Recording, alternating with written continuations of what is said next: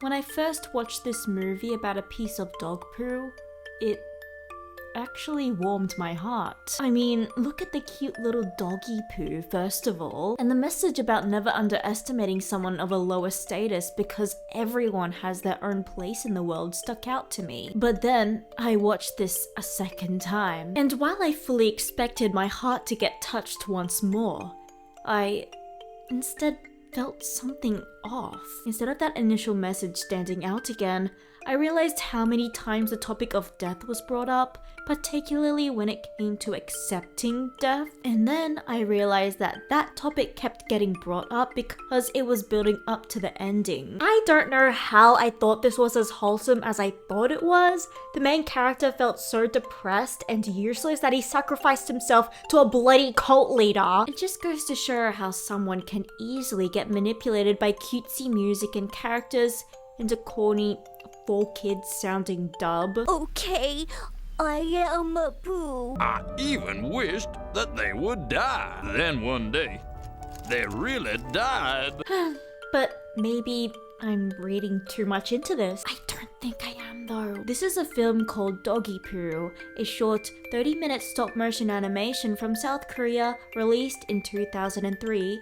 Based on a children's book of the same name that was released 35 years prior. I was initially drawn to it because, well, first of all, it's a claymation movie, and that's my favorite animation style ever. Seriously, it's so underrated, yet so satisfying to watch. I wish we had more claymation movies. I was also intrigued to watch this because it's about a piece of dog shit, and I'm juvenile, so I thought it would be funny. But no, it ended up being surprisingly deep, using the analogy of the dog shit to represent someone who feels like a burden. This led to questions about one's place in a judgmental world when feeling purposeless, with the movie concluding that even dog shit can bring good, so you can too. That's all fine and dandy and cute, and this video would be shorter if it was just that. But as I said before, this movie adds in other elements that, when analysed further, make this very fucked up and not so kid-friendly. Aside from the dark messaging,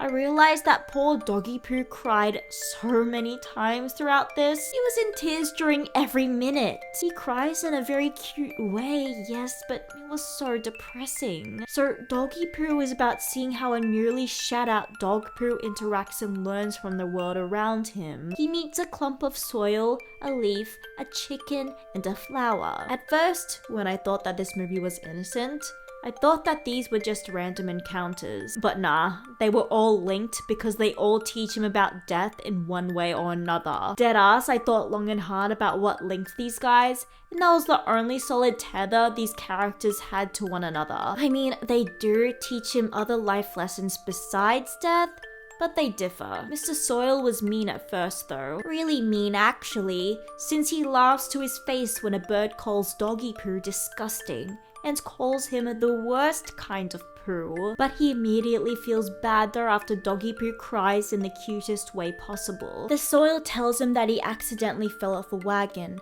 and laments over his life as he prepares to get run over. Doggy Poo, not knowing what death is yet, asks what will happen to Mr. Soil after he gets squished, and he just says that is just that. Nothing else will happen. We see him and Doggy Poo brace themselves as he is about to die, only for the incoming wagon to actually be his farmer's wagon, the one he accidentally fell off of, leaving him to get picked up and saved because he is a really good type of soil apparently. For some reason, the cow gives him the side eye and shakes his head condescendingly at this. Was something going on between those two? Did they have an altercation on the farm or some shit? How do you even become enemies with a piece of dirt, loser? Poor Doggy Poo laments that no one would ever pick him up or cherish a piece of crap like him. The leaf tells him that leaves only live for a year, so she has no choice but to accept death very quickly, essentially teaching Doggy Poo not to fear it. The chicken thinks that Doggy Poo would make a solid meal for her babies, and, armed with the teachings of his old friends, This is when Doggy Poo himself confronts the prospect of dying. He was so sick of being seen as useless that he was willing to lose his life in order to be of use to some cause. That is so depressing. And for some reason, cheery and whimsical music plays throughout all this. It was also confirmed that inanimate objects like him can feel pain at the start of the movie when the bird was pecking at him and he was going, ouch, ouch, ouch, which makes this even more dark. But upon further examination, the chicken concludes that Doggy Poo was too revolting to be eaten and leaves him alone, leaving Doggy Poo upset that he wouldn't be eaten alive, which is super morbid. Fucking goddamn movie, you're meant to be for kids, Christ almighty. Finally, the flower.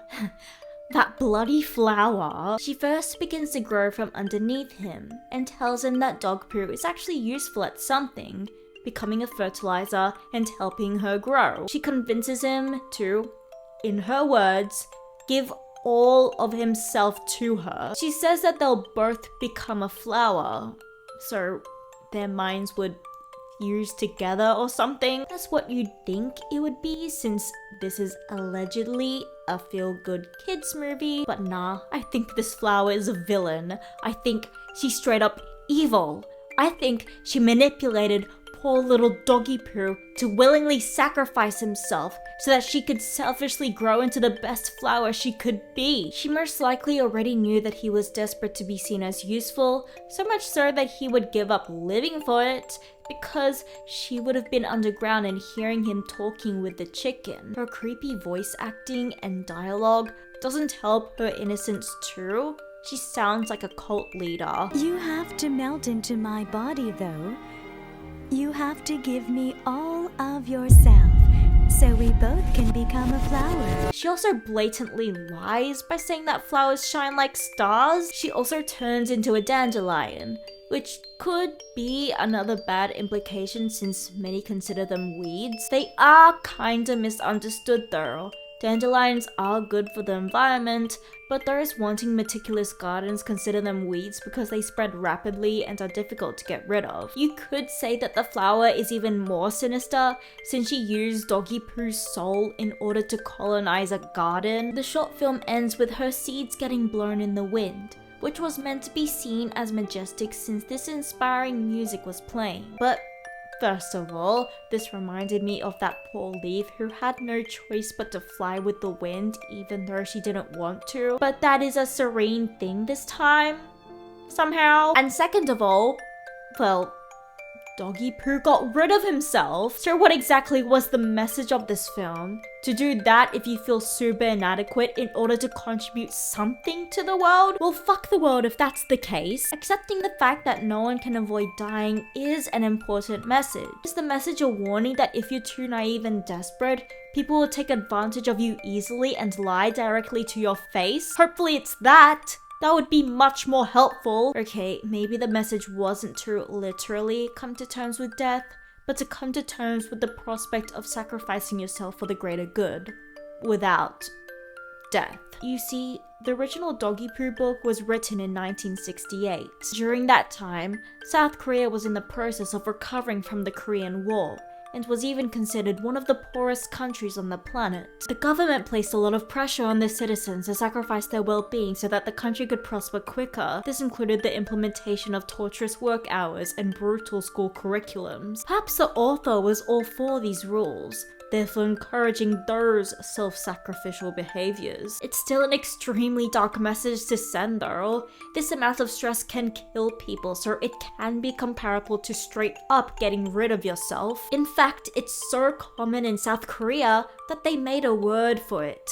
Gwarosa. Wow, I didn't think I'd get into geopolitics for this video about a piece of dog shit. But okay, self-sacrifice wasn't the only message conveyed in Doggy Poo. The characters do convey other teachings, philosophical teachings that are also surprising for a kid's cartoon about poo. Mr. Sawyer was the one to initially tell him that everything has a purpose. The leaf's message was to not waste energy on worrying about things out of your control. Not just your lifespan, but in general, such as her having no choice but to go wherever the wind blows. This ended in a heartbreaking scene where she abruptly parts ways with Doggy Poo, leaving him lonely again. The chicken teaches Doggy Poo, that he's yucky. She was just a massive Karen asshole, and that's it really. And the flower, well, I guess that she's the proof that even a seemingly unworthy and repulsive person can contribute to something worthwhile, and that said person will find it beautiful and be naturally drawn to it.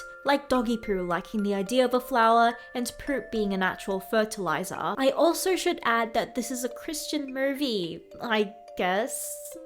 A little bit. The original book won the first Children's Literature Award from the Monthly Christian Education, after all. I also read some reviews that were irked by this having religious undertones, which I thought was absolutely fucking stupid because the religious aspects were super subtle. Hence why I forgot that God was even mentioned in this movie until I read that this won that award and some reviews. I counted how many times God was mentioned throughout this 34-minute short.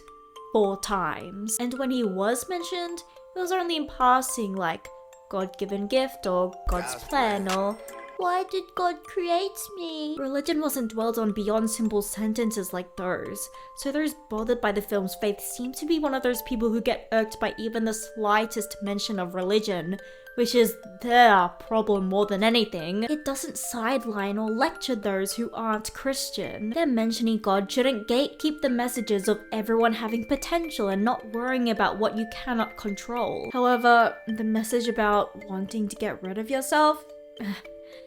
Not sure about that one. It especially doesn't make sense in a Christian context, since suicide is a cardinal sin, which makes me wonder why the hell it won that Christian award in the first place. Did they only watch it one time like me and this completely flew over their heads? I recommend y'all watch this film for yourselves so you can understand what I'm getting at here. It only runs for 30 minutes and is available on YouTube. Maybe you guys will have your own interpretations of it. I would love to read them in the comments. I do think that the meaning of this movie could differ from person to person. Perhaps it is me that is too cynical. Nevertheless, despite me thinking that this was fucked up, this was still a cute movie. Its animation, art style, and scenery are super pleasing to look at, and I can recommend it on that basis alone for claymation fans. Although, at times, it did linger on the scenery for a bit too long. Like, I get it. You made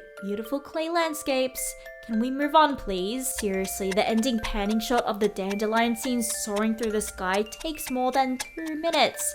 It didn't need all that. Yes, the voice acting is very corny and not good. It sounded like robots trying too hard to mimic expression, and my immersion was lacking because it was always clear that they were reading off a script. Its goofiness also clashed with the depressing themes of death and existential dread. No bloody wonder they flew over my head at the start, but it oozed a unique and adorable charisma that I can get behind. I don't know, these aspects managed to convey the fucked up messages here in a charming manner that gives off its own special personality. Also, after I wrote this script and after I recorded my voice, the faceless portions of this video, I found out that they made a musical, a Doggy Poo musical of this, and it's South Korean, and it's the little kid is in a shit costume and it looks like he has like shit stains on his face. Why the fuck would you do this? This poor fucking kid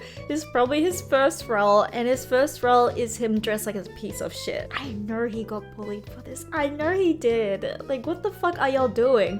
And what the fuck kind of songs are you gonna make him sing? They had the nerve to advertise this on the fucking subway. If there's like any recordings of this, I would love to watch that. That's basically all for today. Thank you guys so much for watching, especially if you made it this far. That's crazy. Like and subscribe if you liked this video, and if you didn't like it, then I don't fucking care, to be honest. Okay, bye!